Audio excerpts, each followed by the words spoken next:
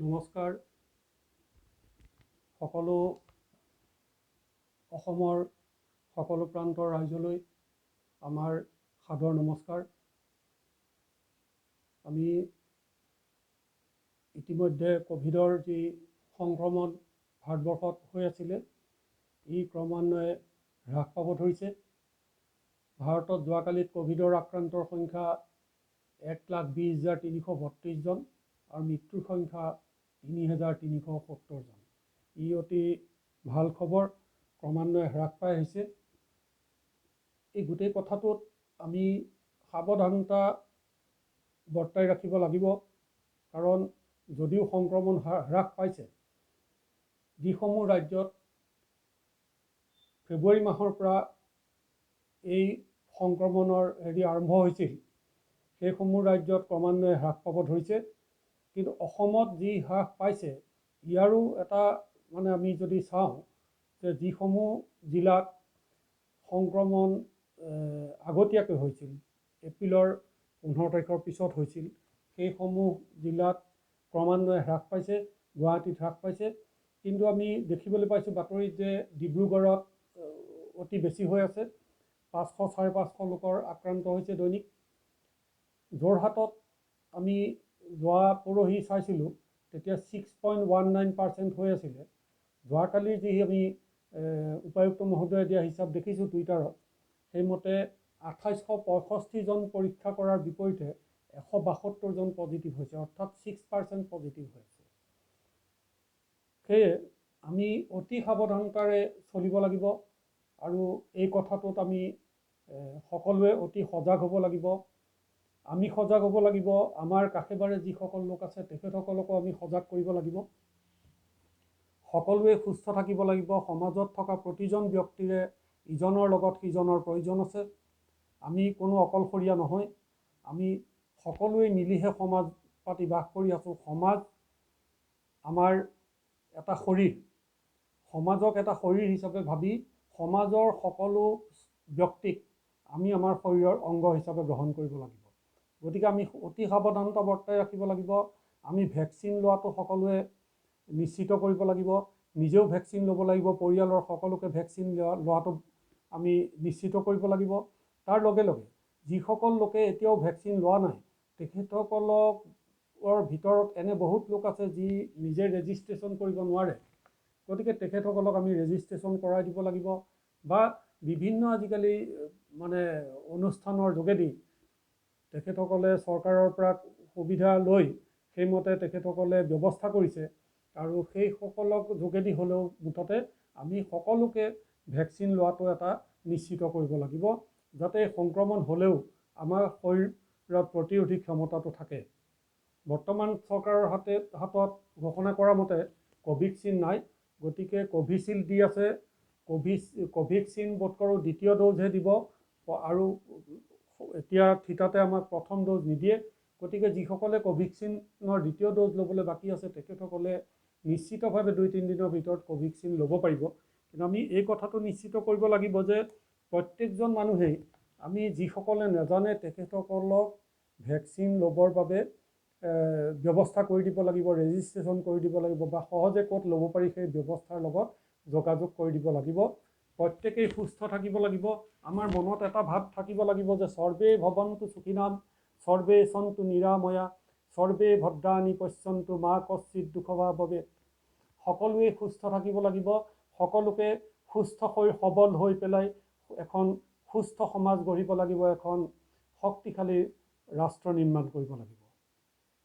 গতিকে প্ৰথমতে আমি সেই কথাটো কৈ লওঁ। আজি এটা বিশেষ দিন, আজি বিশ্ব পৰিৱেশ দিৱস।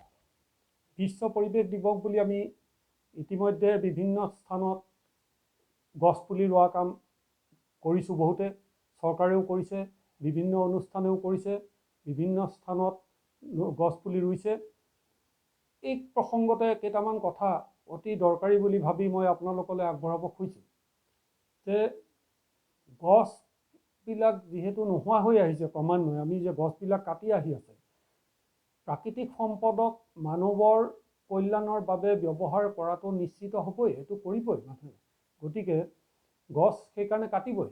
কিন্তু গছ কটাৰ সমান্তৰালভাৱে আমি গছ ৰোৱা কথাটো চৰকাৰে প্ৰাধান্য দিব লাগে আৰু এই কথাটোত ফাঁকি হ'ব নালাগে। তাৰমানে গছ আমি কিমান গছ ৰুইছোঁ সেইটো ফাঁকি হ'ব নালাগে। গছটোৰ ৰোৱাৰ এটা নিৰ্ধাৰিত বয়স আছে, তাক সেইমতে ৰুব লাগিব যাতে এই গছটো পৰিপূৰ্ণতা পায়। আমি কোটি কোটি টকা গছ ৰোৱাৰ নামত খৰচ হৈছে, কিন্তু প্লেণ্টেশ্যন নাই। আজি অতি দুখৰ কথা যে অসমত ৩১২খন ৰিজাৰ্ভ ফৰেষ্ট আছে। ৩১২খন ৰিজাৰ্ভ ফৰেষ্টত ১৩,৫৪,৪৬৭.৬২ হেক্টৰ মাটি আছে।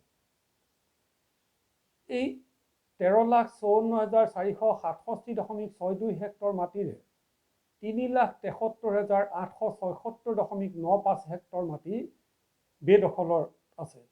বেদখল কোনে কৰিছে?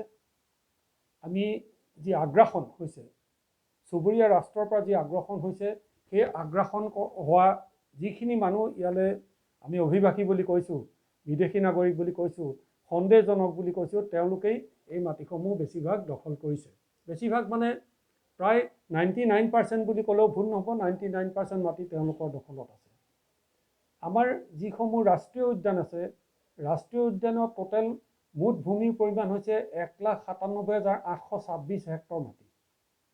সেই মাটিৰো ৩,৯৭১ হেক্টৰ মাটি বেদখলকাৰী দখলত আছে। গতিকে আমি এই কথাটো নিশ্চিত কৰিব লাগিব, চৰকাৰে নিশ্চিত কৰিব লাগিব, জনসাধাৰণৰ সহযোগ ল'ব লাগিব।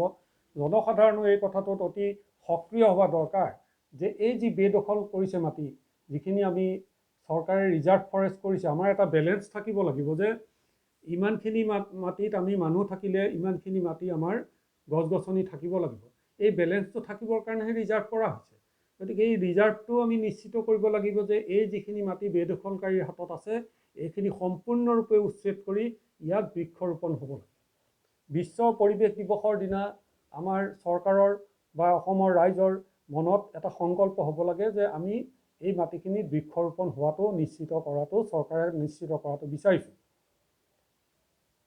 দ্বিতীয় কথাটো হ'ল যে আমি মাটি এডোখৰ দুকঠা মাটি কিনিছোঁ। দুকঠা মাটিত আমাৰ একঠা মাটিত ২৮৮০ স্কোৱাৰ ফুট, তো তাত আমাৰ হ'ল ৫,৭৬০ স্কোৱাৰ ফুট মাটি আমি কিনিছোঁ। আমি তাৰে 40% মাটিতহে আইনমতে ঘৰ বনাব পাৰোঁ, অৰ্থাৎ ২,৩০৪ স্কোৱাৰ ফুট মাটিহে ঘৰ বনাব পাৰোঁ। গতিকে বাকী যে ৩,৪৫৬ স্কোৱাৰ ফুট ৰৈ যায়, এই ৩,৪৫৬ স্কোৱাৰ ফুটত ভিতৰত আমাৰ বিভিন্ন ছাৰ্ভিচসমূহ থাকিব, যেনেকুৱা পানীৰ টেংকি থাকিব, টয়লেটৰ টেংকি থাকিব, কমোড যি পায়খানাৰ টেংকি থাকিব, ইত্যাদি ইত্যাদি যিবিলাক বস্তু থাকিব, এইখিনি থাকিও আমাৰ মাটি থাকে। আমি তাত অতি প্ৰয়োজন বুলি ভবা ২জোপা ৪জোপা ফল মূলৰ গছ হওক বা কিবা হওক, আমি গছ গছনি ৰুব লাগিব। এই যদি পৰিৱেশটো আমি সৃষ্টি নকৰোঁ প্ৰত্যেকেই, তেতিয়াহ'লে আমি আমাৰ পৰিৱেশৰ যি দুৰৱস্থা হৈছে, এই দুৰৱস্থা আৰু বাঢ়ি গৈ থাকিব।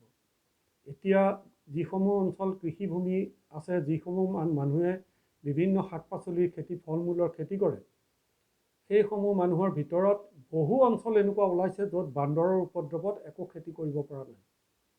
বহু অঞ্চল এনেকুৱা আছে যে তেওঁলোকে মাটি বিঘাই বিঘাই মাটি চাহ খেতিলৈ কনভাৰ্ট কৰিছে, কাৰণ চাহ গছত বান্দৰ নালাগে। গতিকে এই যি বান্দৰৰ উপদ্ৰৱ হৈছে, এই বান্দৰ আগতেও আছিল।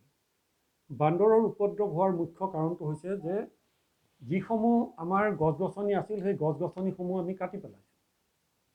এতিয়া আমি যদি চাওঁ, যোৰহাটতে আমি দেখিম যে বাঁহৰ যিবিলাক জেগাত বাঁহ গছ আছে, এই বাঁহ গছ কৰা মানুহবিলাকৰ যাৰ যাৰ বাৰীত আছে, যিসমূহ অঞ্চলত বেছিকৈ বাঁহ গছ হয়, আমি তাত সধতে গম পাইছোঁ যে সেয়া বাঁহ গছ তেওঁলোকে ৰোৱা নহয়, তেওঁলোকৰ ককাক বা আজু ককাকৰ দিনত ৰোৱা, নতুনকৈ কোনেও কৰা নাই, খালি কাটিছে আৰু বেচিছে।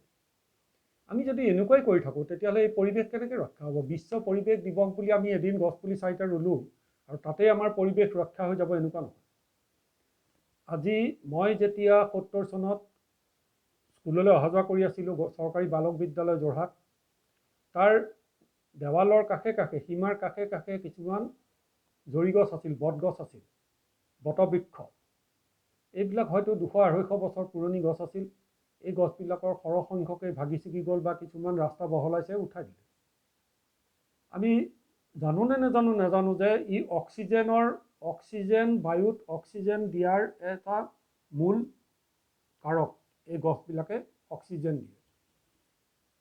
আমি নাথাকিলেও প্ৰকৃতি থাকিবই, প্ৰকৃতিৰ কোনো ক্ষতি নহয় মানুহ নাথাকিলে, কিন্তু প্ৰকৃতি যদি ধ্বংস হৈ যায় তেতিয়াহ'লে মানুহ জীয়াই নাথাকিব। আমি এই কথাটো সদায় মনত ৰাখি চলিব লাগিব যে প্ৰকৃতিৰ অবিহনে আমি মানুহ এক পলো জীয়াই থাকিব নোৱাৰোঁ। গতিকে আমি প্ৰকৃতিক বচাই ৰাখিব লাগিব, এইটো আমাৰ প্ৰত্যেকৰে নজৰ থাকিব লাগিব। আমি ঘৰ এটা বনাই কিমান ডাঙৰ, মোৰ ঢেৰ পইচা হৈছে গতিকে মই কিমান ডাঙৰ ঘৰ বনাম, অনুমতি ল'ম আমি 40%, অৰ্থাৎ যিটো হিচাপ দিছিলোঁ যে 3456 স্কোৱাৰ ফুট 5600 আমি এৰিব লাগিব। আমি ঘৰটো কিন্তু বনাওঁতে আমি পাৰিলে 3456 স্কোৱাৰ ফুটতহে ঘৰ বনাম, 2000 স্কোৱাৰ ফুটহে এৰিম। এনেকুৱা যি লক্ষ্য লওঁ আমি, এই লক্ষ্যটোৰ বাবে আমাৰ পানী ওলাই যোৱাৰ ৰাস্তাটোও নাৰাখোঁ। আমি ছাইডত ঘৰটো বনাওঁ ধুনীয়াকৈ, কিন্তু ছাইডত এটা ড্ৰেইন এপ্ৰন নকৰোঁ। এই পানী যে ওলাই বাহিৰলৈ যাব, ইও পৰিৱেশ ৰক্ষাৰ এটা বিষয়। বিশ্ব পৰিৱেশ দিৱস মানে গছপুলি 4টা নহয়। গতিকে এইটো আমাৰ এটা বিষয়, এইটো আমি ৰক্ষা কৰি চলিব লাগিব। প্ৰত্যেকেই সচেতন হ'ব লাগিব, আৰু যিসকল সচেতন নহয় তেখেতসকলক আমি সচেতন কৰিব লাগিব। বনভূমিক আমি যি ধৰণে ধ্বংসযজ্ঞ চলিছে, আমি দেখিছিলোঁ যে 1983 চনত যেতিয়া হিতেশ্বৰ শইকীয়া চৰকাৰ হ'ল, তাৰপিছত আমি দেখিছিলোঁ যে বনমন্ত্ৰীয়ে বৃহৎ কাৰ্যসূচী লৈছিলে বৃক্ষৰোপণৰ, সামাজিক বননীকৰণ, আৰু আমি বাছত গ'লে দেখোঁ ৰাস্তাৰ কিনাৰে কিনাৰে কেওফালে গছেই গছ, কিন্তু পাহাৰ টকলা হৈ গ'ল, গছ গছনি কাটি চাফা কৰি পেলালে, সেইবিলাকত বৃক্ষৰোপণ হোৱা নাই, মানুহে দেখাকে হৈছে। ইয়াত দেখাকে হোৱাৰ অৰ্থটো হৈছে যে যিমান দেখিছে তাতকৈ বেছি পইচা তাৰ পৰা উলিয়াই নিয়া হৈছে। এই লক্ষ্য বাদ দি পেলাই আমি প্ৰকৃতাৰ্থত যিমান গছ কাটিম, আমি যদি চৰকাৰে অনুমতি দিছে গছ কাটিবলৈ, সিমান সংখ্যক গছ পুলি ৰুবলৈ তেওঁলোকক বাধ্য কৰিব লাগিব। আমি গছ পুলি ৰোৱাৰ বিপৰীতেহে গছ কাটিম। এই ব্যৱস্থাটো চৰকাৰে খুব কঠোৰভাৱে বলবৎ কৰিব লাগিব, তেতিয়াহে আমাৰ যি পৰিৱেশ, এই পৰিৱেশ ৰক্ষা হ'ব। হাতীৰ যি উপদ্ৰৱ হৈছে, বিভিন্ন জিলাত হাতীৰ সদায় প্ৰতি বছৰে উপদ্ৰৱ হয়, ধান খেতি খায়, মানুহৰ ঘৰ দুৱাৰ ভাঙে। হাতীৰ উপদ্ৰৱ এনেই হোৱা নাই। আজি 18টা হাতী বজ্ৰপাত পৰি পেলাই মৰা বুলি পেলাই কৈছে নগাঁৱত। এই 18টা হাতী বজ্ৰপাত পৰি মৰাৰ যি ছবি প্ৰথম দেখিছিলোঁ, তাত কেও দিশত এনেকুৱা কোনো জংঘলৰ অৱস্থাই নাই, গছ গছনি প্ৰায় নাইকিয়াৰ দৰে। গতিকে বজ্ৰপাত পৰিলে ক'ত পৰিব? আমি গছবিলাকে ৰক্ষা কৰিব লাগিব আমাক। গতিকে মুকলি হৈ থকা বনাঞ্চলত হাতীৰ ওপৰত বজ্ৰপাত পৰাটো আমি নিশ্চিত নহয় যে কোনোবাই এতিয়া থানাত এজাহাৰো দিয়া দেখিছোঁ কাকতত, বা চৰকাৰে কৈছে যে পৰীক্ষা কৰি পেলাই পোৱা গৈছে যে পষ্টমৰ্টেম ৰিপৰ্টত বজ্ৰপাত পৰি মৰা হয় বুলি কৈছে, কিন্তু কোনোবাই সন্দেহ প্ৰকাশ কৰিছে। মানুহৰ সেইটো এটা প্ৰত্যেকৰে নিজৰ নিজৰ চিন্তা আছে, সন্দেহ প্ৰকাশ কৰিছে, হয়তো তেওঁ সঁচা হ'ব পাৰে, চৰকাৰক যোনে ৰিপৰ্ট দিছে সেইটোও সঁচা হ'ব পাৰে, কোনটো সঁচা আমি সেই বিষয়ে ক'বলৈ নাযাওঁ। কিন্তু বনাঞ্চল ৰক্ষা কৰিব লাগে। পৰিৱেশ ৰক্ষা নকৰিলে আমি চলিব নোৱাৰিম। আজি কৰোনাৰ যি সন্ত্ৰাস হৈছে, এই কৰোনাৰ সন্ত্ৰাসত আটাইতকৈ এটা অতি দৰকাৰী বস্তু হৈ পৰিছে, বহু মানুহ অক্সিজেনৰ অভাৱত মৰিছে। অক্সিজেন টনে টনে অক্সিজেন বিদেশৰ পৰাও আহিছে। ভাৰতবৰ্ষৰ বিভিন্ন উদ্যোগপতিয়ে অক্সিজেন, ইণ্ডাষ্ট্ৰিয়েল অক্সিজেনক আমাৰ মানুহৰ ব্যৱহাৰৰ বাবে কনভাৰ্ট কৰিছে, আৰু সেইমতে বিভিন্ন ঠাইৰ পৰা অক্সিজেন আহিছে, আৰু আমি জীয়াই থকাৰ প্ৰচেষ্টা চলাইছোঁ চৰকাৰৰ সহযোগত। তাৰ লগে লগে অক্সিজেন কনচেনট্ৰেটৰো আহিছে। যোৱাকালি আমাৰ ৰাষ্ট্ৰীয় স্বয়ংসেৱক সংঘৰ যোৰহাট বিভাগৰ বিভাগ প্ৰচাৰক মহোদয় কেশৱ ভূঞা ডাঙৰীয়াই মোক কৈছে যে আমাৰ ৰাষ্ট্ৰীয় স্বয়ংসেৱক সংঘৰ তৰফৰ পৰা কাৰ্যালয়লৈ 5টা কনচেনট্ৰেটৰ আহিছে। কোনোবা মানুহ যদি অতি বিপদত পৰে তেখেতক এজন ডাক্তৰো আছে লগত, এটা 3জনীয়া গ্ৰুপ কৰি দিছে, তেওঁলোকৰ যোগেদি কনচেনট্ৰেটৰ দিব পৰা যাব, বিনামূলীয়াকৈ দিব। এই যি কনচেনট্ৰেটৰ আনিছে, এই কনচেনট্ৰেটৰটোত কোনো চিলিণ্ডাৰ নাথাকে, ই ক'ৰ পৰা গেছ ল'ব, অক্সিজেন ল'ব, বায়ুৰ পৰা ল'ব। গতিকে বায়ুমণ্ডলক আমি পৰিৱেশটো শুদ্ধ কৰি ৰাখিব লাগিব, বায়ুমণ্ডল শুদ্ধ কৰি ৰাখিব লাগিব, এইটো আমাৰ নিতান্ত কৰ্তব্য। বায়ুমণ্ডলত অক্সিজেন থাকিব লাগিব। যদি বায়ুমণ্ডলৰ পৰা আমি কনচেনট্ৰেটৰৰ যোগেদি, সৰহ সংখ্যক কনচেনট্ৰেটৰৰ যোগেদি যদি আমি অক্সিজেন সংগ্ৰহ কৰোঁ, তেতিয়াহ'লে আমি উশাহ নিশাহ লোৱাটো হয়তো এদিন কষ্ট হ'বগৈ। গতিকে বৃক্ষৰোপণ অতি জৰুৰী বিষয়। এইটোত আমি এটা সঠিক দিশত আমি আগবাঢ়িব লাগিব, অতি সততাৰে আগবাঢ়িব লাগিব। সমাজখনক, পৰিৱেশক আমি নিকা কৰি ৰখাৰ বাবে সকলোৱে প্ৰচেষ্টা চলাব লাগিব, তাত আন্তৰিকতা থাকিব লাগিব। পৰিৱেশ দিৱস বুলি কওঁতে তাৰ মাজত আৰু এটা কথা কওঁ যে চহৰ অঞ্চলসমূহত যি জাবৰ ওলায়, চহৰ অঞ্চলত জাবৰ পেলাবলৈ গাঁৱৰ নিচিনাকৈ অজস্ৰ মাটি বাৰী নাথাকে। গতিকে চহৰ অঞ্চলত জাবৰসমূহ পৌৰসভাই সংগ্ৰহ কৰি য'ত জাবৰ পেলোৱাৰ কাৰণে নিশ্চিত জেগা উলিয়াইছে তাত পেলাই গৈ নি পেলাই। বৰ্তমান যোৰহাটত যি জাবৰ নিষ্কাশনৰ ব্যৱস্থা আছে, জাবৰ উঠাই নিয়াৰ যি ব্যৱস্থা আছে, আগতে আছিলে যে চুবুৰীয়ে চুবুৰীয়ে পৌৰসভাৰ একোটা ড্ৰাম আছিল, তাত মানুহে জাবৰ পেলায়। এতিয়া কিন্তু কি কৰিলে, যোৱা এক ডেৰ বছৰৰ পৰা জাবৰ উঠাই নিবৰ বাবে কোনোবা NGO আছে বা কোনোবা ব্যক্তিগত অনুষ্ঠান আছে, তেওঁলোকে জাবৰটো ঘৰে ঘৰে উঠাই লৈ যায় আৰু দৈনিক উঠাই নিয়াৰ বাবদ তেওঁলোকে মাহত 50 টকা লয়। এই যি ব্যৱস্থা আৰম্ভ কৰিলে, এই ব্যৱস্থা কিন্তু তেওঁলোকে গতানুগতিক যি ধৰণে চলিব বুলি কৈছিল সেই ধৰণে চলি থকা নাই। এতিয়া 15 দিনৰ মূৰতো জাবৰ নিনিয়ে, কেতিয়াবা 15-20 দিন হৈ যায়, মাহত 2 দিন নিয়ে, বা কেতিয়াবা আগতে সপ্তাহত এদিন নিয়া কৰিলে, তাৰপিছত 15 দিনত ফোন মাৰোঁতে মাৰোঁতে এদিন নিয়ে, তাৰপিছত এতিয়া 20 দিনতো এদিন নিবলৈ তেওঁলোকক বাৰম্বাৰ ক'ব লাগে, আমি কৰ্তৃপক্ষক অৱগত কৰিব লাগে, এনেকুৱা এটা দুৰৱস্থা। এই যে জাবৰবিলাক মানুহে নিব বুলি পলিথিনত ভৰাই যে দুৱাৰমুখত থৈ দিয়ে, কুকুৰ মেকুৰী গৰুৱে যে বেগবিলাক ফালি পেলাই, এই পদপথ হওক বা ৰাস্তাসমূহ হওক, এক কদৰ্য পৰিৱেশৰ সৃষ্টি হৈছে। ইয়াত পৌৰসভাৰ যি অৱদান, এই অৱদান আচলতে সঁচাকৈ নিন্দনীয় অৱদান। পৌৰসভা সক্ৰিয় হ'ব লাগিব। কৰ্তৃপক্ষ উপায়ুক্ত মহোদয়ে নিৰ্দেশ দিব লাগিব, যিহেতু পৌৰসভাসমূহ এতিয়া নাই, গতিকে পৌৰসভা যিহেতু চৰকাৰে চলাই আছে, গতিকে একদম কাৰা নিৰ্দেশ দিব লাগিব যে পৰিৱেশ প্ৰদূষণ হ'ব নালাগে, কাৰণ ইয়াৰ পৰাও বেমাৰ সম্প্ৰসাৰণ হ'ব পাৰে।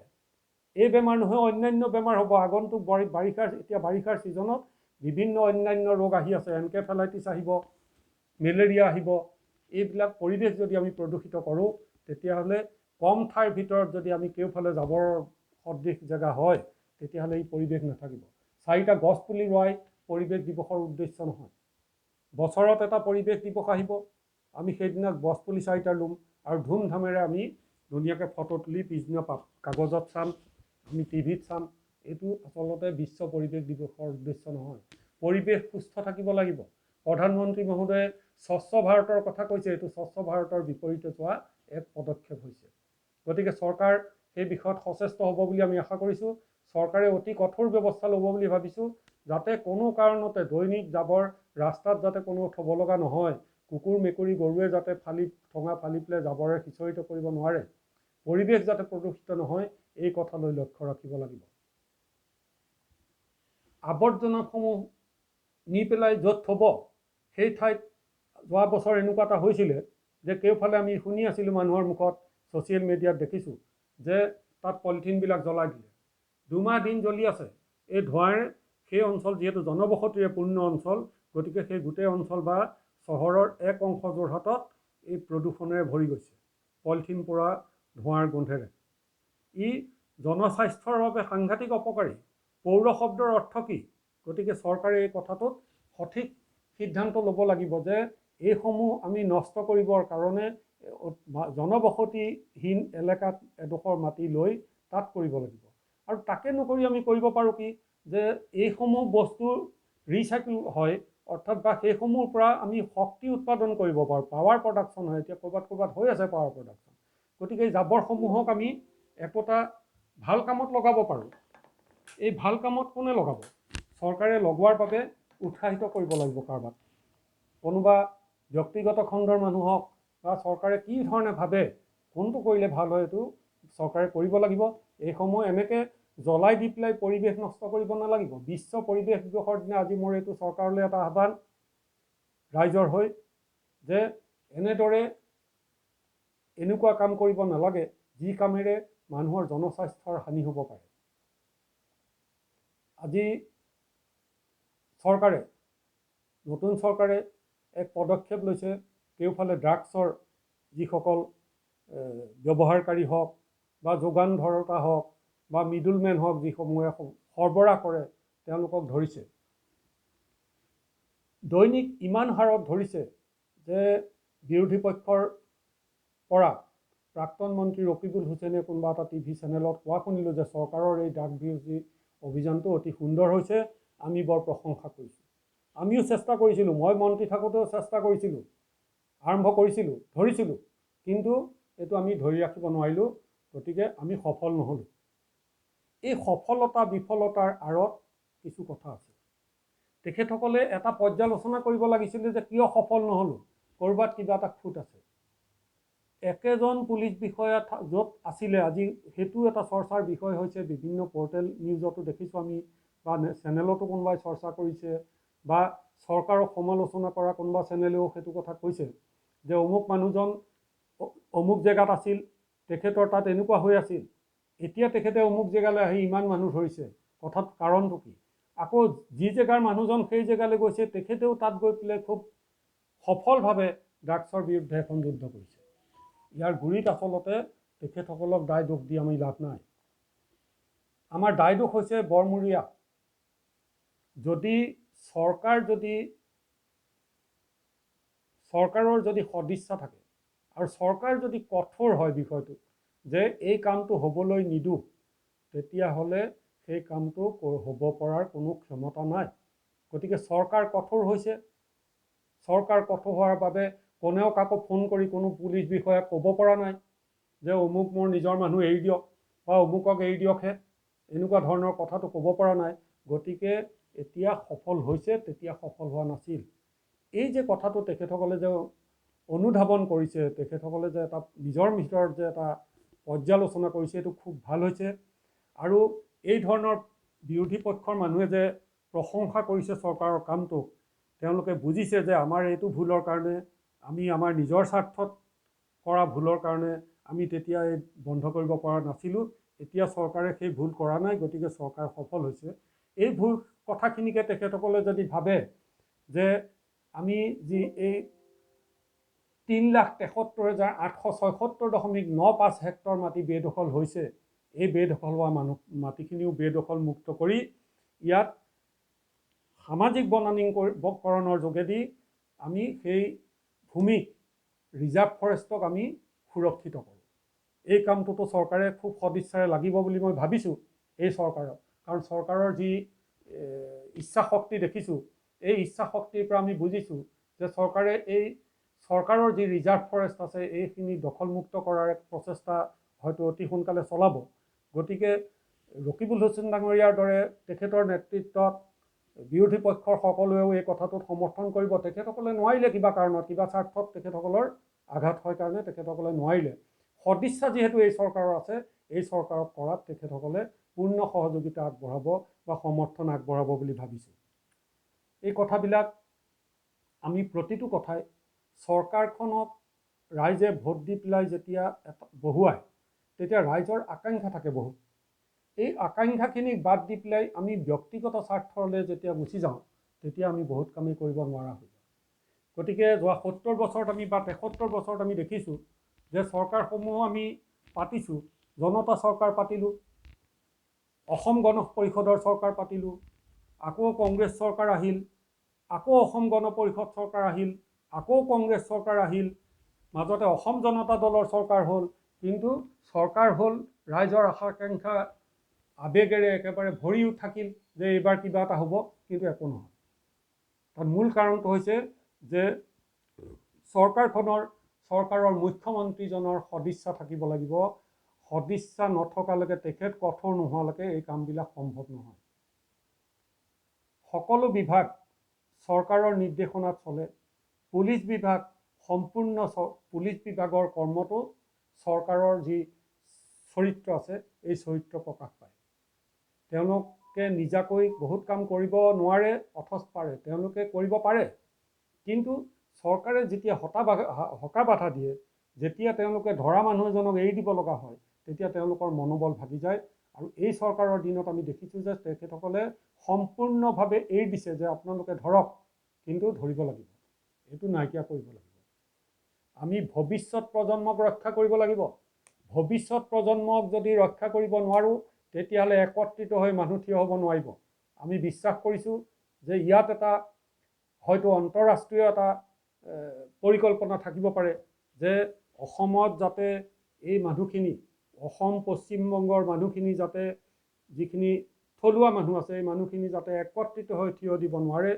গতিকে তেখেতসকলক বিভিন্ন প্ৰকাৰেৰে আমি এনেকুৱা কৰি পেলাব লাগিব যে তেওঁলোক ঐক্যবদ্ধ কেতিয়াও হ'বই নোৱাৰে।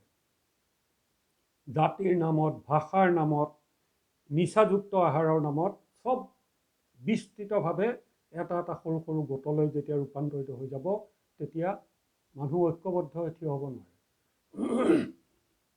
শিক্ষা দীক্ষা সকলো দিশতে তাৰ প্ৰভাৱ পৰিব। গতিকে চৰকাৰৰ এই পদক্ষেপ অতি প্ৰশংসনীয় আৰু অতি আমি আনন্দ পাইছোঁ যে বিৰোধী পক্ষই এইটো প্ৰশংসা কৰিছে। গতিকে আমি আশা কৰিছোঁ যে আজি বিশ্ব পৰিৱেশ দিৱসৰ দিনা অসমৰ সমূহ ৰাইজ, চৰকাৰ, বিৰোধী পক্ষ, চৰকাৰৰ সমালোচক, ভাল ভাল বুদ্ধিজীৱী যিসকলে সকলো সময়তে চৰকাৰক সমালোচনা কৰে তেখেতসকলেও হয়তো অন্ততঃ উপলব্ধি কৰক যে এখন সুস্থ সবল সমাজ গঢ়িব নোৱাৰিলে, এখন স্বাৱলম্বী, আৰ্থিকভাৱে স্বাৱলম্বী সমাজ গঢ়িব নোৱাৰিলে আমি মূৰ দাঙি উঠিব নোৱাৰিম। আৰু তেনে ক্ষেত্ৰত আমি আজিৰ তাৰিখত যি পশ্চিমবংগৰ অৱস্থা, এই অৱস্থা অসমলৈ আহিব। গতিকে ইয়াক ৰোধ কৰিব লাগিব, সকলোৰে প্ৰচেষ্টা লাগিব। মই পুনৰবাৰ ধন্যবাদ জনাই সকলোকে নমস্কাৰ জনাইছোঁ। সকলো সুস্থ থাকক, সকলোৱে